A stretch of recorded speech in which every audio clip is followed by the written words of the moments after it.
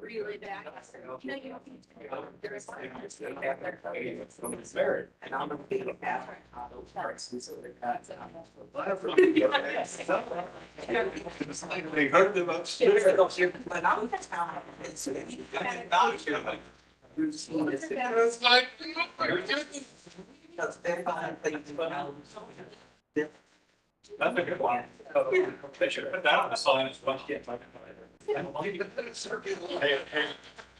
Thanks for getting quick to get our power back after the storm. Oh my gosh, it's been a rough go. I mean, I don't know if you guys saw me. Fishing poles and things. Our vice president traded. Mostly any ever seen. Snapping with big poles at like a 5 or 10 foot off the ground level. We were out about 5 hours. It was pretty good compared to other boats. Aaron, did you guys lose any wind turbine? We did, I'm not aware of the velocity. I have lost some of this. I saw that. Did you see that picture? Yeah. I mean, One was in CNN and they came on and said, four turbines I got down this picture I have. and one's on fire. A family member. One of the four, so. I mean, think about how incredible the pressure from that storm was to take down one of those big turbines.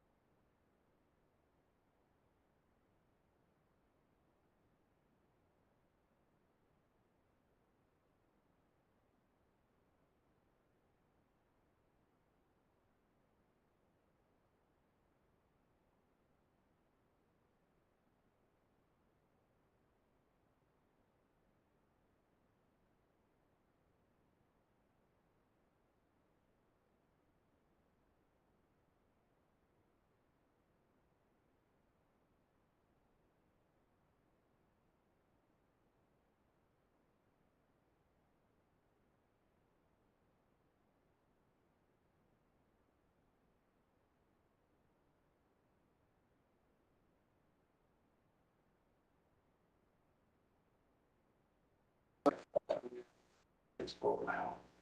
So I'm good. I'll see you back. Mic test, Emily, can you hear me?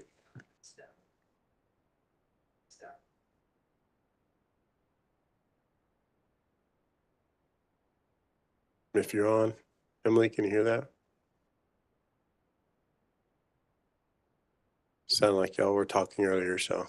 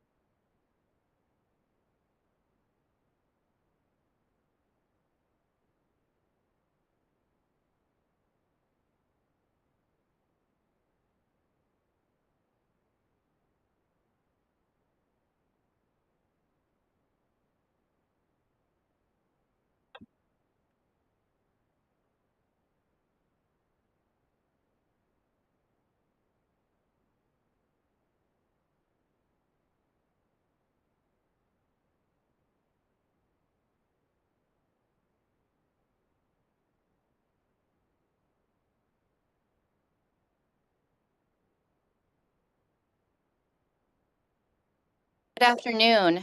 It is 12 p.m. and all commissioners are present, so we'll begin the agenda meeting for today, Thursday, May 22nd. I would ask those who are on the call to please mute your phone unless you need to speak. Before we get started, I know that this is an unusual forum for our agenda meetings, but we have had high attendance in our agenda room such that some participants were standing in the hall. So especially given the fact that we're having a presentation today, we are having it here in the hearing room. That may continue as participation ebbs and flows with what we have on agenda. So just be prepared for that or changes to where the agenda meeting may take place. Today, there are 5 tariffs and new orders, 1 case discussion, and 1 other discussion item, which is a presentation from Evergy. But first, we need to approve the minutes from the May 15th, 2024 agenda. Those minutes have been provided in advance. Commissioners, are there any changes or modifications to those minutes? Seeing none, all those in favor of adopting those minutes, please say aye. Aye. All those opposed? By a vote of 5-0, those minutes are approved. The closed minutes from May 15th today will be submitted for approval at next week's agenda meeting. Today, in terms of tariffs and new orders, the first tariff and new order is a case discussion that deals with 2 cases and file number ER-2024-0275 in the matter of the adjustment of Ameren, Missouri's fuel adjustment clause for the 45th accumulation period, and file number ER-2024-0277 in the matter of the true-up of Ameren, Missouri's fuel adjustment clause for the 42nd recovery period. On April 1st of this year, Ameren submitted direct testimony in a revised tariff sheet proposing a revised fuel adjustment rate. In this tariff sheet, Ameren proposed to revise the FAR of its FAC for the 45th accumulation period. Also on April 1st, Ameren initiated an FAC true-up for recovery period 42 and identified an overcollection of just over $2 million to be included in the proposed FAR. Staff made a filing recommending the commission issue an order approving Ameren's proposed tariff sheet, subject to true-up and prudence review. No other responses were received.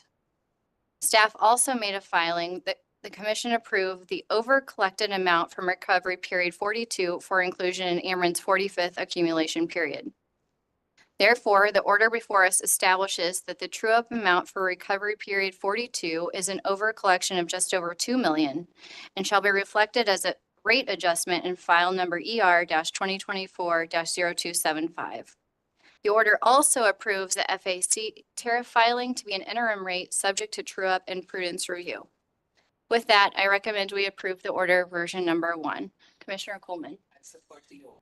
Commissioner Holzman. I would support the order. Commissioner Kolkmeyer. And Commissioner Mitchell.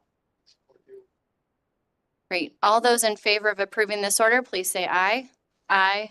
All those opposed? By a vote of 5-0, that order is approved.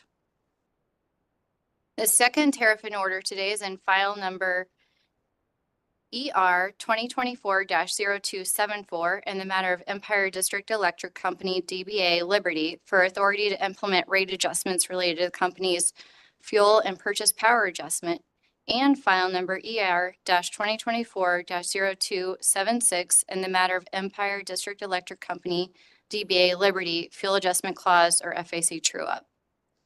On April 1st of this year, Liberty submitted its proposed tariff to implement its fuel adjustment rate or FAR for the accumulation period ending February 24 and the recovery period ending November 2023. Liberty also submitted an application containing its 29th true-up filing for its FAC and identified an overcollection of just over $2 million. Staff made a filing recommending the commission issue an order approving Liberty's proposed tariff sheet subject to true-up and prudence review. No other responses were received. Staff also made a filing recommending the commission approve the over-collected amount from recovery period 29 for inclusion in Liberty's 31st accumulation period. Therefore, the order before us establishes that the true-up amount for recovery period 29 is an over-collection of just over $2 million and shall be reflected as a rate adjustment in file number ER-2024-0274. The order also approves the FAC tariff filing to be an interim rate, subject to true-up and prudence reviews. With that, I recommend we approve the order version number 1. Commissioner Coleman. Commissioner Holzman. Support the order. Commissioner Kolkmeyer. And Commissioner Mitchell. All those in favor of approving this order, please say aye. Aye. All those opposed? By a vote of 5-0, that order is approved. Third tariff in order today is in file number EO-2024-0002 in the matter of request for customer account data protection from Evergy Metro and Evergy Missouri West. This case involves certain Evergy data sought by staff as a result of Evergy's prior rate case agreement, which stated, if the requested data is either 1, not available, or 2, cost prohibitive to produce, the company will file a motion to establish an EO docket. I wish this case could have been resolved by the company and staff communicating with one another, as there were both data that was either available or partially available that could have been provided by the company to staff and should have already been provided, and data that was clearly cost prohibitive to provide to staff, which should have been recognized by staff as such. As reflected in our case discussion last week, the Commission is trying to strike the balance of provide what is low cost or no cost and not provide data that is cost prohibitive or does not otherwise already exist. The report in order before us reflects our case discussion from last week. It also directs Evergy to make a filing stating when it will provide staff the information the report in order directs Evergy to provide. With that, I recommend we approve the order version number 2. Commissioner Coleman. I support the order. Commissioner Holzman. Thank you, Madam Chair. Where do we come down on the suggestion of conversation? I think we encourage conversation, but when we actually got off track on the discussion items because those particular items were involving the production of data that was potentially partially available but unknown. So that's what we ordered, is if the data is available to provide that partially available data, otherwise don't provide the data, but also continuing to talk. But we're not mandating No. that they, okay, I support the order. Commissioner Kolkmeyer. Thank you, Madam Chairwoman. Your comments were very well stated, and I totally agree with them. So with that said, I will be supporting this order. Commissioner Mitchell. Madam Chairman, I'm staying. Absolutely. First, I appreciate your comments, and I think as I listened to this matter, I was surprised that there wasn't a contemporary system analysis either available or on file that wasn't more than 3 decades old. So it's my sincere hope that we have the opportunity to talk about this again in the future, because I think that is a fundamental and foundational document that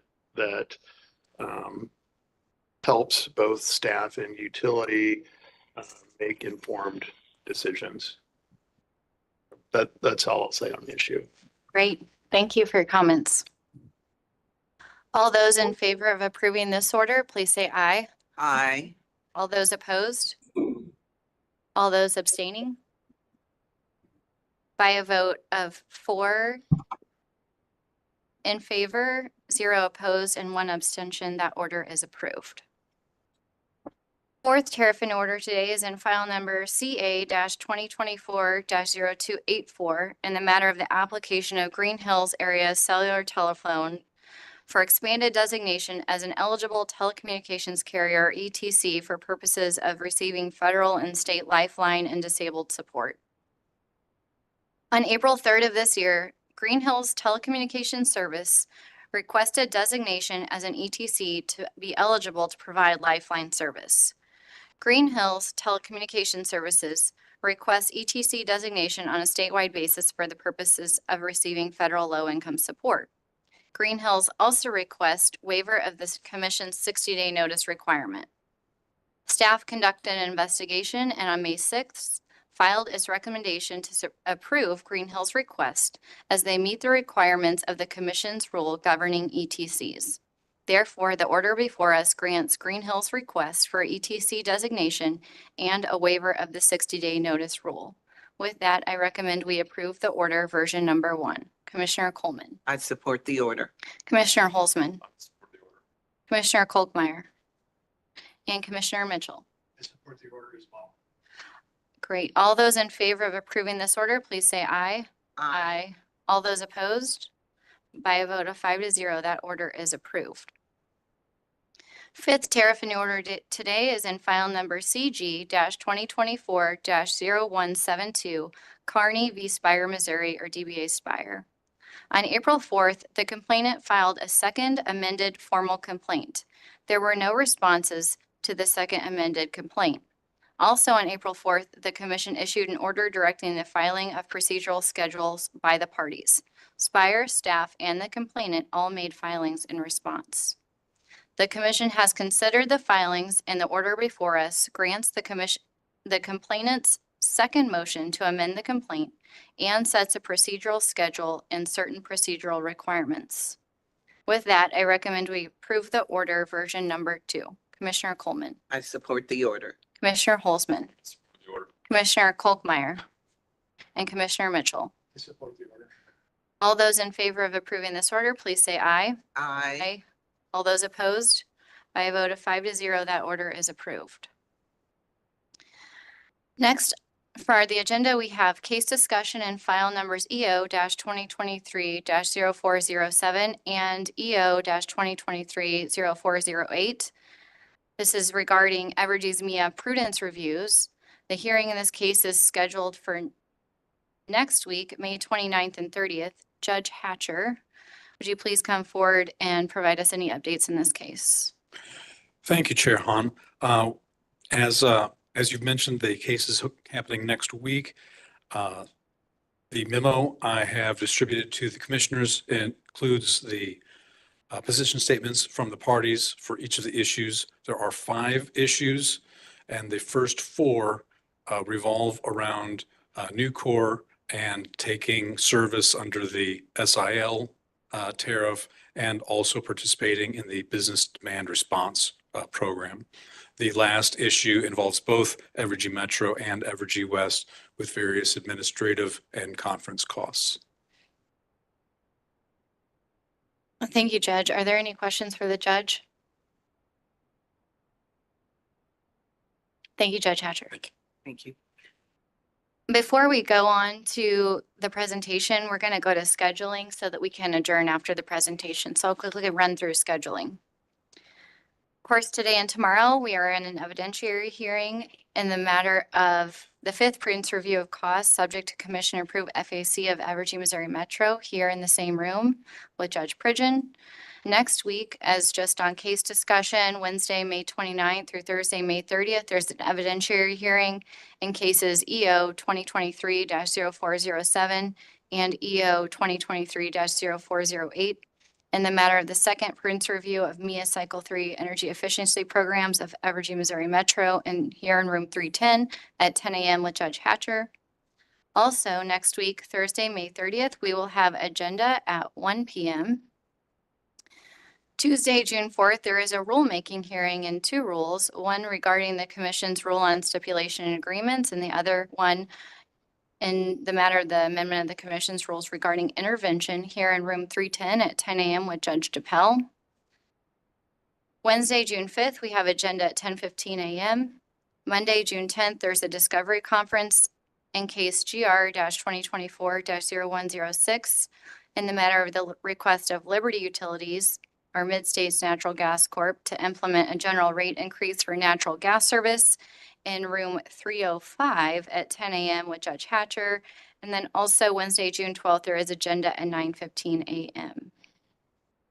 Commissioners, are there changes or modifications to schedule? Commissioner Kolkmeyer. Just a question, next Wednesday, the 29th, is that a 10 a.m. start?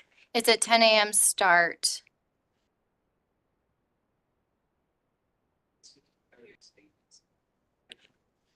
Oh, that's agenda, but the hearing But that. the hearing. But we have agenda at 1. Oh, did you say agenda? I may, Sorry. no, the hearing. Okay. I'm after the hearing Okay. Hearings at 10, agendas at 1. on Wednesday. Agendas at Thursday. So there's a hearing, the hearing is 2 days. Okay. And so agenda is on the second day of the hearing at 1. And both days hearings start at 10 a.m. Yes. Thank you. Okay. Other questions or modifications to the schedule? Seeing none.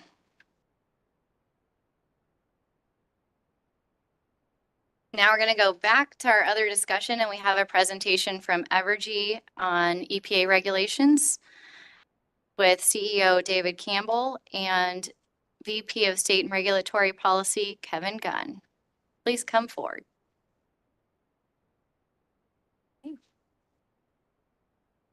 Oh, no, I was like, yeah.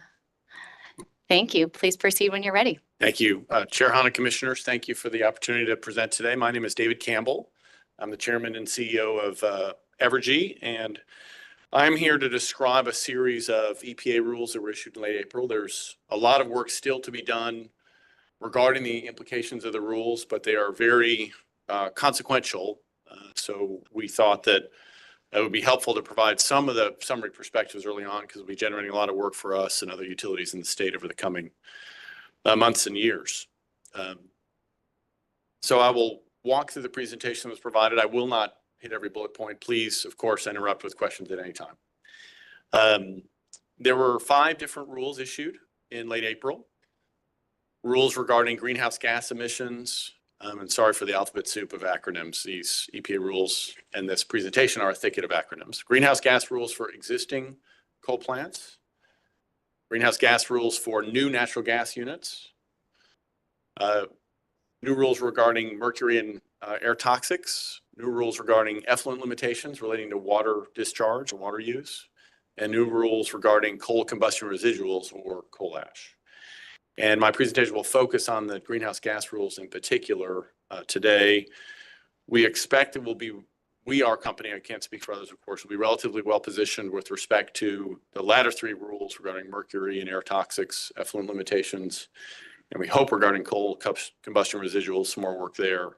But the GHG rules are the ones we're doing the most work on and will have the biggest implications relative to current plans, we expect. And of note, as EPA had signaled before, the greenhouse gas rules do not apply to new natural gas units. I'm sorry, to existing natural gas units. It's existing coal and new natural gas, but existing natural gas is excluded from the rules. Okay, so first of all, for existing coal-fired units, so these are all the coal plants that are in operation today, a series of different categorizations based on the expected retirement date. If you expect to retire your coal unit after 2038, you have to have carbon capture and sequestration, or carbon capture and storage, in place beginning January 1st, 2032. Of note, there are no natural gas or existing coal units in the United States today that have carbon capture and storage in place. So this is not a proven technology at scale in any units in operation in the US today. And the rules say if you want to operate past 2038, it has to be in place by the beginning of 2032. For units you expect to retire between 2032 and 2038, you need to have natural gas co-firing. There's an emissions rate that's set by the rules. Natural gas co-firing that's equivalent to 40% of the total fuel supply. So the rate is set at a level that implies 40% fuel source is natural gas, 60% is coal, measured over a year. So it doesn't mean every minute or every hour, but it's measured over a year. Of note, there are 4 different coal plants that serve our Missouri customers. One of them, Hawthorne, has a natural gas line and has sufficient natural gas capacity to be able to meet the standard. 3 of our coal plants do not have natural gas infrastructure. So to meet this standard, the first step we'd have to do is permit and build natural gas pipelines and then contract for the gas. For units retiring by 2031, the end of 2031, there are no additional requirements imposed by the rule. And we have a couple units that would fall into that expected timeline, so no consequences. But of note, about 80% of our fleet is impacted relative to their expected retirement dates in the first two categories I described. And this proposes additional requirements. For new natural gas, and this is relevant for us and many other utilities around the country and other utilities in the state that plan to build new natural gas. Again, the standard that's established for any units running over a 40% capacity factor, effectively any baseload units, and that would typically be your combined cycle natural gas. The most efficient way to generate electricity out of a gas turbine is through a combined cycle unit. There's a limitation of a 40% capacity factor after January 1, 2032. To run at a higher capacity factor, you have to have carbon capture and storage in place. And again, there's no existing natural gas unit that has carbon capture and storage. So we have to design, build, install, cost effectively put in the infrastructure to capture the CO2. And we also have to have a pipeline and storage infrastructure in place. None of that exists today. If you have a peaking unit or a lower load turbine, you can run up to 40% as long as you meet the emissions requirements. And it's expected that the new gas turbines, the highly efficient new gas turbines, will meet the requirement. You can have those in place, but you're subject to that capacity factor limitation.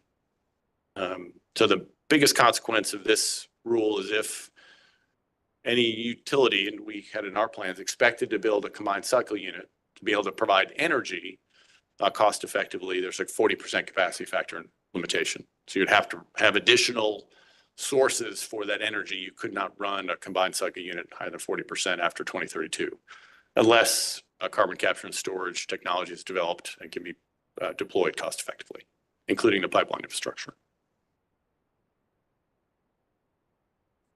There are a set of flexibilities that are embedded in the rule, and this was a subject of extensive advocacy, and EPA did include those. So these are noteworthy. And I should say that each state has to file a plan relating to the greenhouse gas rules within 2 years. That has to list the retirement dates for the coal units in the state. And it also can set a statewide overall plan for how any trading, for example, might occur. And any unit-specific mass balance requirements. So that is in the purview of the state, but it has to be approved by the EPA. The state needs to approve a plan, and then needs to be submitted by EPA. EPA then needs to approve it.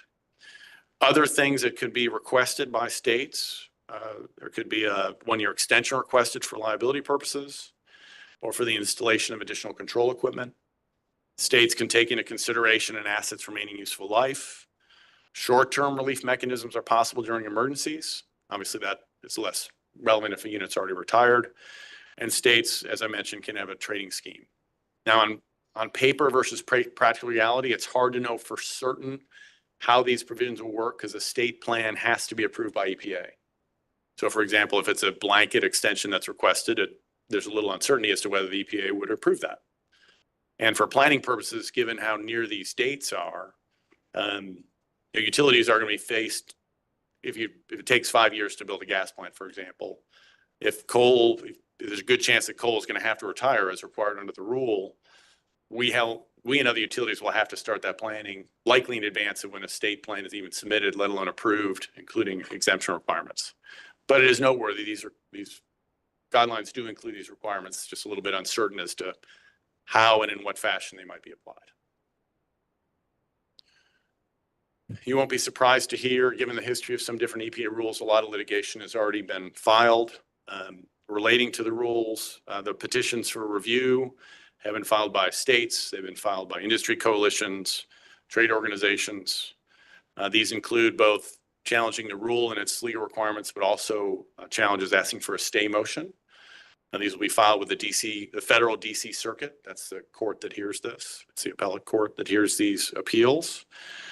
This second to last bullet point notes we plan to participate. We have joined a coalition that is challenging the rules. That's with several other utilities, as well as American Public Power Association and others.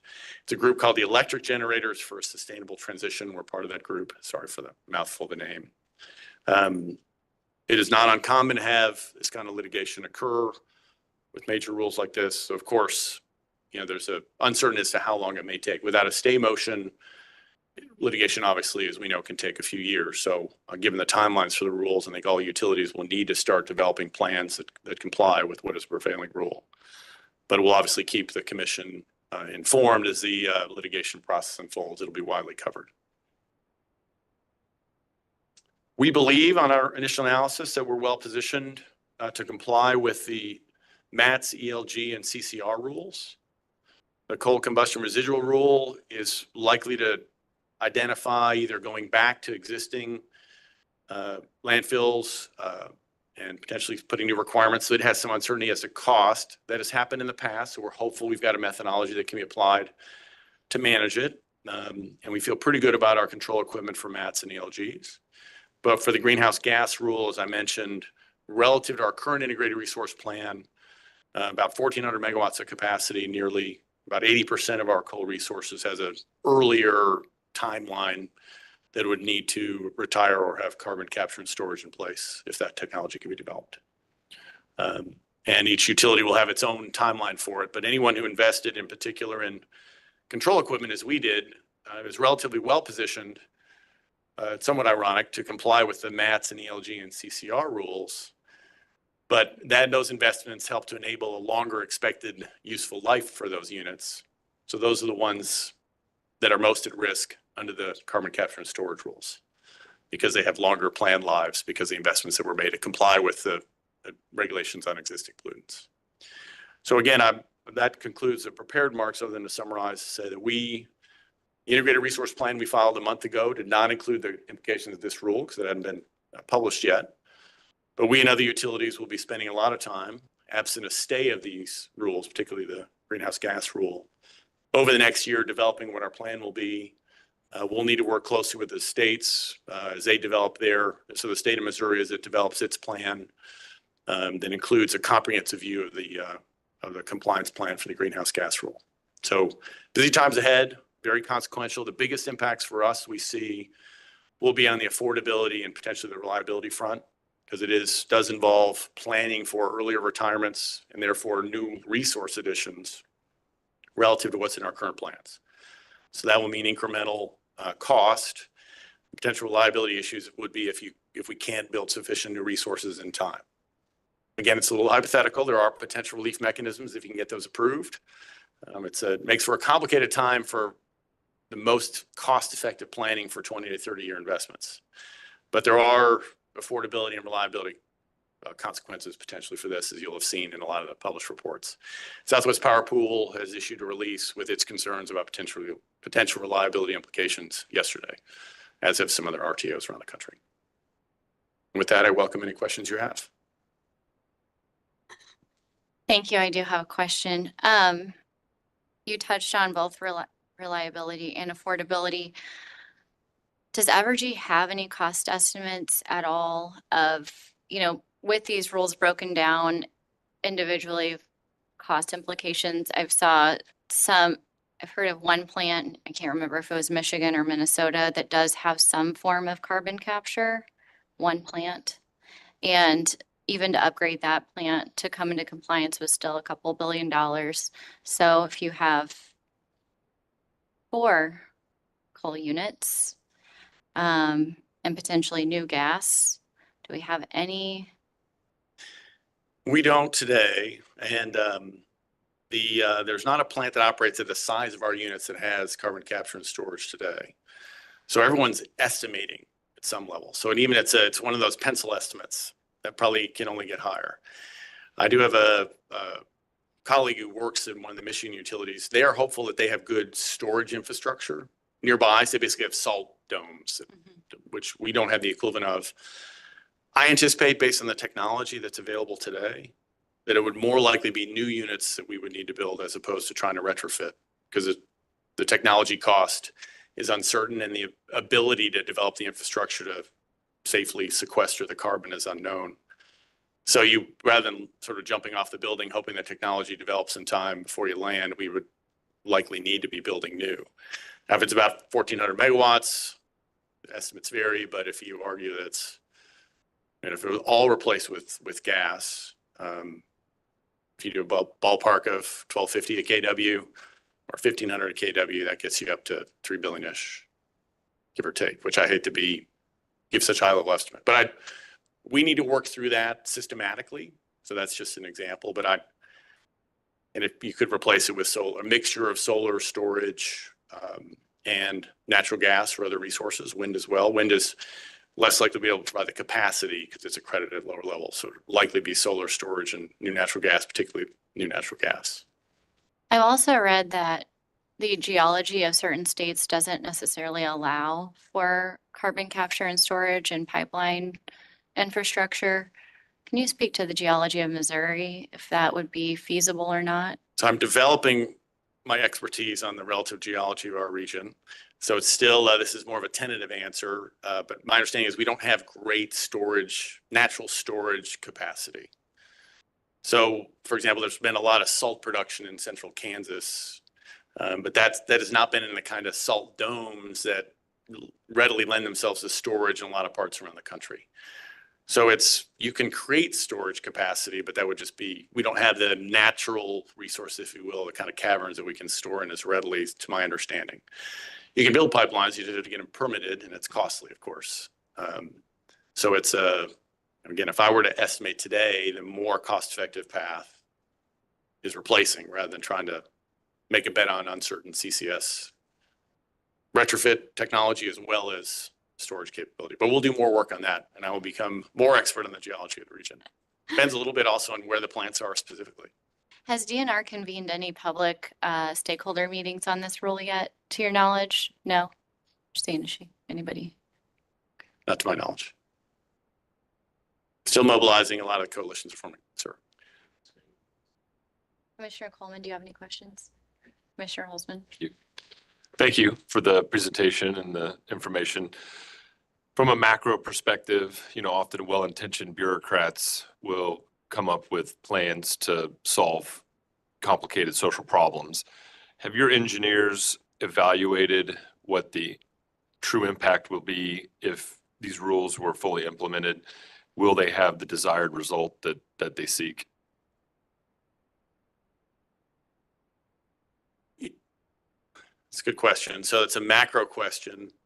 We certainly haven't looked at it from the mass balance U.S. perspective. In practice, to ensure adequate capacity, new natural gas is likely to be needed as part of the transition. So if you're replacing retiring coal with new natural gas that runs with a 40% capacity factor limitation, you will reduce GHG emissions. Typically, a efficient gas unit will run at 40% of the CO2 emissions rate.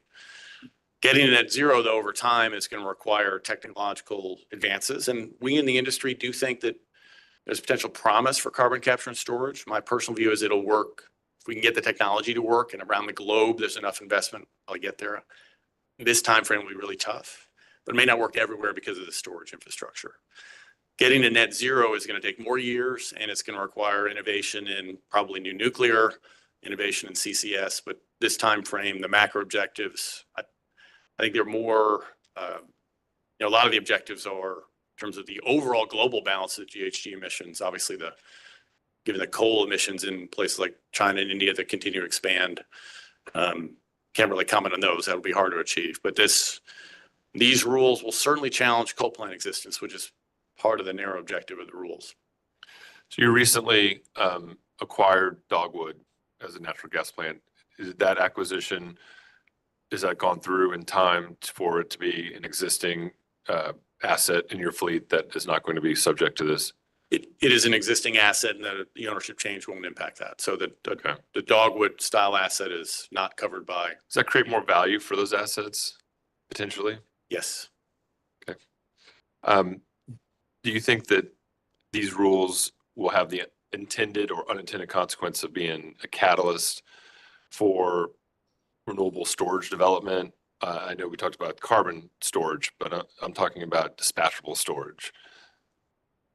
I think generally, yes. I think there's a lot of factors that are driving that kind of technological innovation already. So the expansion of data center demand and a set of customers who are interested in having storage as part of the solution.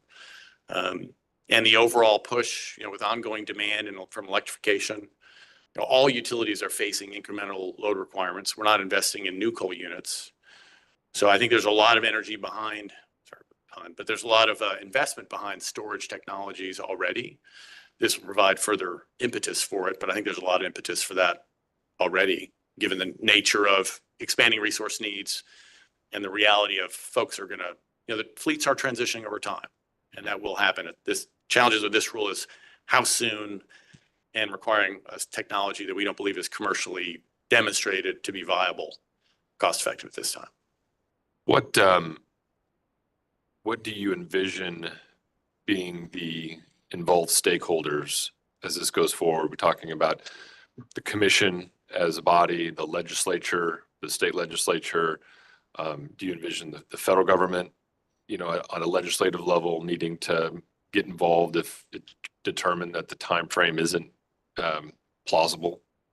I think the courts will definitely be involved. So the federal courts will be involved in evaluating the rules. State environmental agencies and state commissions will be involved because the state plans have to develop. So and the state plans will need to involve some level of coordination. If there is going to be a trading program, for example, or allocation across different utilities within the state. So there'll be a heavy role for states. The federal EPA, of course, will continue to be involved in evaluating those state plans. State legislators less role to play, given that's a federal rule. Federal legislation, your guess is as good as mine. Certainly, Right. There could be a role for it, but some of the legal challenges will challenge the fundamental basis for whether the EPA has the authority to regulate greenhouse gases. But a big chunk of the legal activity we'll focus on is carbon capture and storage. Does it meet the standard to be actually required in this time frame? Is it actually demonstrated to be commercially viable? And that's where we think we and others will spend a lot of our energy saying, hey, it's not. We hope that it gets there, and there's a lot of work underway on it, but it's not there yet, so it doesn't meet the standard for the rule. Do you envision your next IRP update to include the implementation of these rules?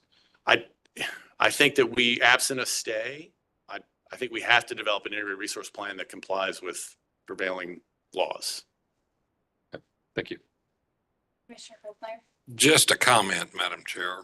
To my knowledge, Conway, Kansas is the only place there are salt mines. There may be some closer that are being used today, and most of those are full of propane in Conway. Or do you know of any other salt caverns closer?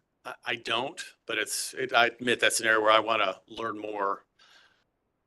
My bigger concern is that we don't know what the retrofit technology would cost, let alone the cost of building out the storage transportation network to get to the storage location. But we're learning more about the geology. My understanding is our readily accessible geological locations are more limited for us, to your point. Yes, agreed. Yep. Commissioner, do you have more questions? Commissioner Mitchell? Yeah, just out of curiosity, apart from storage and salt domes in Morton, Kansas, what other technologies do you envision being even viable? I mean, noting that none of them are at scale today. Yep. So for carbon capture and storage, it is going to require retrofit equipment and then a transportation network and then a place to store it. So that's a lot of question marks on that. And I don't mean to sound bearish. I think we could get there over time. But I think it's all then about what can you replace it with most cost effectively. Now the most cost effective way to, if you had to retire capacity in our region would be natural gas, but solar is also a strong resource potential. We don't have much solar in our system in Missouri and Kansas. So there's room for solar to come in. It can replace the energy from coal. It's got a good profile. We have a lot of wind, but that profile doesn't match up quite as well with peaks. But if you're going to have solar, you need to have storage alongside it to firm up the dispatchable capacity. And right now, the most cost-effective solar technology are 4-hour batteries, which if under the SPP rules, those qualify for firming up solar and gas, then that could be a combination of add renewables plus storage. But if we have tighter and tighter winter reserve margin requirements, I expect we may see a longer duration requirement than a 4-hour battery. There aren't yet any longer duration batteries that are deployed at scale because they're not as cost effective. So it's a lot of research in that to the question earlier though. So long duration storage, natural gas, solar, wind, and then the new nuclear if possible. And I'm asked a lot of questions about new nuclear, and I generally describe it as probably 10 years out at least. because the conventional new nuclear that was installed in Georgia was cost prohibitive for others to, again, it was $25 to $30 billion for the 2 units. And new nuclear may have promise, but there are no new nuclear units, the small modular reactors under construction yet in the US. I think for our Missouri and Kansas customers, we're going to want to have a lot of confidence in the cost before we embark on that journey. I hope we get there. And they're starting to build some in Canada. They'll be first. So nuclear I would be very excited if new nuclear could be part of the mix, but it's not something that pencils out yet. And you envision by 2039 or the implementation deadline that there'll be no coal in the fleet? Well, I think that I do think there'll be coal in the fleet for example, our Hawthorne unit through 2038 will have natural gas.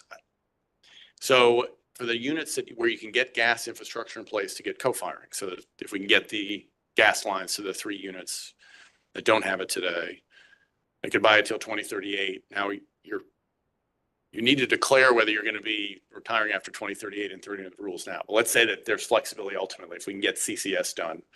Could CCS be ready by the end of 2038? Potentially. But on the rules written, if you're going to stay open past 2038, you have to have CCS in place by the beginning of 2032. That's a big question mark. Could we have CCS by the end of the 2030s? I think we could, because I think it's something that around the world, there's going to be a fair amount of investment around. But I like flexibility in making decisions, on technology available today, but making investment decisions that you can stay flexible over time. Will we be seeking, for example, will we be part of a group seeking a stay is say, hey, the intent behind these rules, coal plants are older. We're going to transition away from coal over time, but you need to give enough time for the technology to be there. I'm a believer that technology will be developed by end of 2031. When we have to make decisions 5 years in advance to start building, it's too soon, in my view. Thank you. One other question. We've talked about gas plant for your specific company coming 2029. And you said that your current plan doesn't contemplate these rules. In your thought process, if you say the answer is potentially new gas, how fast? Like what could be the accelerated timeline, or is 2029 the most accelerated timeline? Given permitting and SPP interconnection requirements, I think 5 years is the soonest. Now the coal plants, even if you don't have any compliance plan, you have till the end of 2031. So it's just going to be a matter of, do you want to, launching on those, it's a lot of new gas to build. I think one of the things that will be I don't know if it's quite a no regrets move because there's still time and money involved, is seeing if we can permit natural gas lines to the 3 coal plants, because that at least gets you to 2038. But it'll likely be a mix of working on the gas lines, the next year before we file our next integrated resource plan, is working on can we get gas infrastructure in place, and then what other new gas might be there. Recognizing that we've got a kind of a demand explosion happening driven by data centers and other factors. So there may be other reasons to build new. But if you're building new to support incremental demand, that usually is a good thing, because you'll spread costs, your existing other fixed costs, you'll spread over that new demand. It's when you're building infrastructure to place existing infrastructure that still has a fair amount of rate base, that's when it creates affordability questions. Natural gas as a resource, how much capacity do you think we have, in reserves in the United States? We have plenty of natural gas, and I do think over time we are going to use less natural gas. Utilities around the U.S. are busy building new natural gas, no question. But at the same time, we all have significant amount of renewables resources we're adding to our system. So the capacity factors for gas units, I think overall will drop over time. So I think we have plenty of gas. We have natural gas resource potential in the U.S. is phenomenal. It'll be pipeline infrastructure will be the bottleneck. Can we get enough pipeline infrastructure in place, particularly for firm gas in the winter? That will be the question. What's your thoughts on, we look at a lot of virtual power plants, taking the dispatchable storage behind the meter so that the customer has customer generation and on-site storage that could be moved to sort of create a model. We have software now that the utility can become a mini RTO and actually change the dynamic to where the utility is controlling that power, displacement. What is your company's vision of that type of technology being a part of the solution? I think that demand response and virtual power plants and more flexibility will be a very important element of the mix going forward. Now, I want to be careful when I think about you. It's not going to fund a data center, but Some people hear utilities controlling everything and they have bad thoughts around it. But the positive is if, for example, a data center that's building a large language model, and I know less about AI than I do about geology, but I know a little bit. So if a power plant is building a large language model, that's not when all of us are on our keyboards asking requests for ChatGPT and expecting we're going to get a response right away. That may be when it's building a model, incredibly power intensive, but maybe that could be interruptible. How many emergency events do we have? Hopefully not too many, so it wouldn't be that often. So storage that every person has in their electric vehicle in a smaller scale to storage devices behind the meter to interruptible large loads. I think the more flexibility we have, I think will be the more technology today enables a lot of that flexibility. I think will be an important part of the mix. A lot of that comes down to our customers willing to participate and the behavioral change along with it. I think if there's, we have rate design, so the rate design elements to help to encourage that. But I do think that technology enabled both the storage side and the interruptibility side and the dispatchability, the system design piece, I think it is going to be an important part of the mix. okay. Thank you very much. Any other questions? Seeing none. Thank you so much for your presentation. Thanks again for your time. Thank you. And any other discussion or items from the commission? All right, seeing none, we're adjourned.